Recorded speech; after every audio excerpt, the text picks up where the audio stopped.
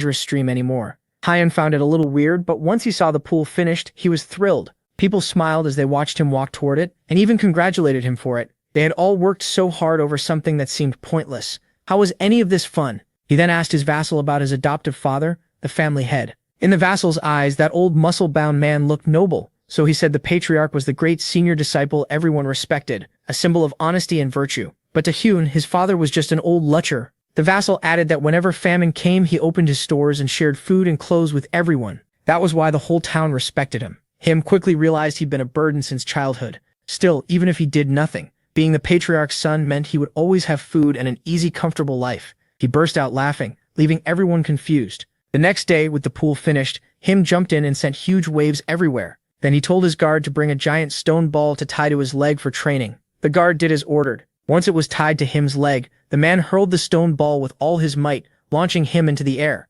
This pool was supposed to be shallow, but Him dropped like the Titanic to the bottom. There, he began practicing internal energy in a way better suited for water training. His masters had created a method called the spiritual energy heart cultivation technique. Instead of storing energy in the core, it used the heart, and instead of energy veins, it moved through blood vessels. At last, he made it work. Energy spread through the water, and he could sense the current and use it. Then he unleashed the strongest move from Shaolin's ultimate fist art, the mystic fist of 100 feet, and struck the water hard enough to send it into chaos. After that, he kept training underwater like mad, using the knowledge from his past life to improve fast. In just 1 month, he had mastered the technique. Now it was time to go back. First, he needed to check how much weight he'd lost, so he told his vassal to bring the scale. If even losing weight didn't work, how could he face his master again? After a long wait, Him's enormous weight had gone down a little. This time at least the rope didn't snap. He laughed in pure joy. His vassal admitted he had doubted him before. Now Hyun had to grow stronger fast to stop the chaos-bringing servant, so he ate everything in sight and cultivated before the food was fully digested.